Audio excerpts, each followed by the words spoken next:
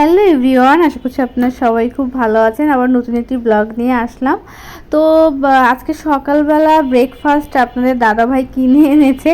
তো যাই হোক, ব্রেকফাস্ট করছি আর কি। পরে চা খেয়েছিলাম, তারপরে রান্নাবান্না করতে আসলাম। ডাল দিয়ে দিয়েছি, মসুর ডাল। মসুর ডাল না হলে আসলে চলেই না আমার মেয়ে। তারপরে মানে আমি অতটা পছন্দ না করলেও আমার মেয়ে খুব পছন্দ করে মসুর ডাল খাওয়া। তারপরে আপনাদের দাদাভাই হচ্ছে গতকাল রাতে মানে খাসির কলিজা কিনে নিয়ে এসেছিল 1 কেজি। তো তার থেকে আমি অর্ধেকটা রান্না করেছি আর অর্ধেকটা ফ্রিজে রেখে দিয়েছি। এখানে সরিষার তেলে কলিজাটা রান্না করব। আর কলিজাটা কিন্তু আমি গরম জল দিয়ে অনেকবার ধুয়ে নিয়েছি। তবে হ্যাঁ, ফুটন্ত গরম জল দিবেন না, মিডিয়াম গরম জল দিয়ে যদি বারবার করে ধুয়ে নেন তাহলে কলিজাটা শক্ত হবে না এবং খেতে অনেক ভালো লাগবে। সরিষার তেলে দিয়ে দিয়েছি পেঁয়াজ আর দিয়ে দিলাম হচ্ছে আস্ত গরম মশলা। এখন পেঁয়াজটা একটু ভাজা ভাজা হলে তারপরে মশলাটা কষিয়ে কলিজাটা দিয়ে দিব।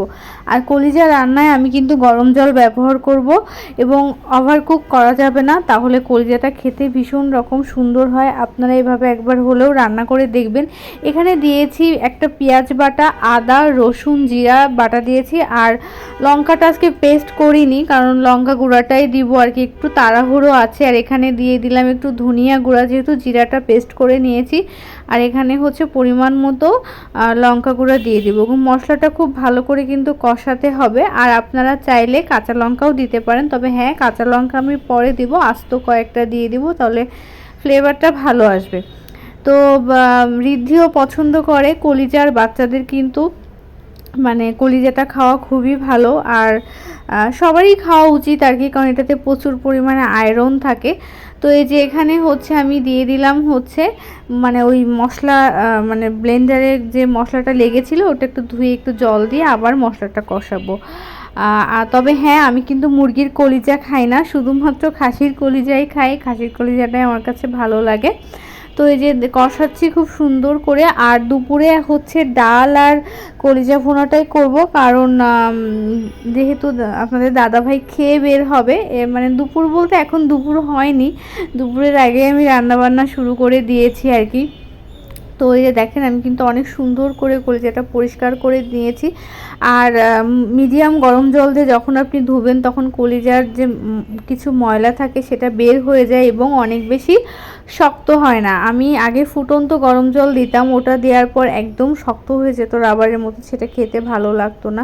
তো দেখেন কত সুন্দর কালারটা এসেছে। আর এই যে এখন আমি আলু দিয়ে দিচ্ছি। আলু না ভাজলেও হয়, আমি এভাবে ছোট ছোট করে আলু কেটে এটার ভিতরে একটু মানে কষানো হলে তারপরে এখন আবার আলুটা দিয়ে খুব সুন্দর করে কষিয়ে নিব। মানে কষানোতেই অর্ধেক রান্নাটা হয়ে যাবে। তারপরে আপনি যতটা ঝোল রাখবেন, হালকা একটু জল দিলেই মানে রান্না হয়ে যায় আর কি।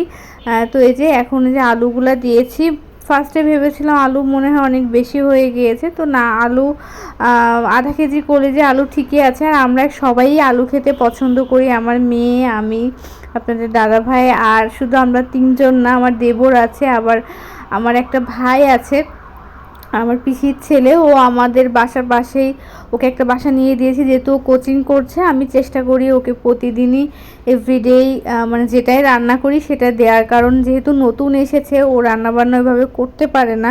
আর ওদের এখনও বোয়া ঠিক হয়নি, মানে যে রান্না করে দিবে ঠিক হয়নি, সেক্ষেত্রে আমি এখান থেকে খাবার দিই আর কি, তরকারিটা দিই, ওরা ভাতটা রান্না করে নেয়।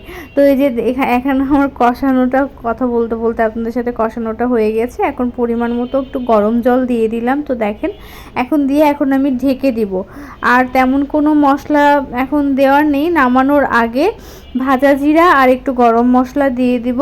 মানে ভাজা জিরা আর গরম মশলা একসাথে করে ভেজে নিয়েছিলাম, তো সেটা দিয়ে দিয়েছি।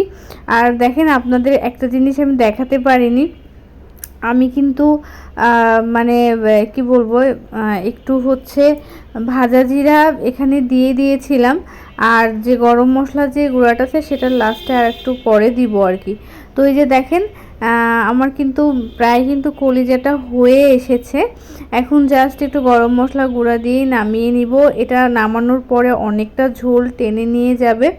তো যাই হোক, সব মশলা টশলা দিয়ে হয়ে গেছে, এখন আমি এটা বন্ধ করে দিয়েছি। তো দেখেন কত সুন্দর হয়েছে কলিজাটা এবং খেতে অনেক ভালো হয়েছে, একদম রাবারের মতো হয়নি। আপনারা এভাবে একবার হলেও ট্রাই করবেন। তো আজকের রেসিপিটা কেমন লাগলো অবশ্যই জানাবেন। সবাই ভালো থাকবেন।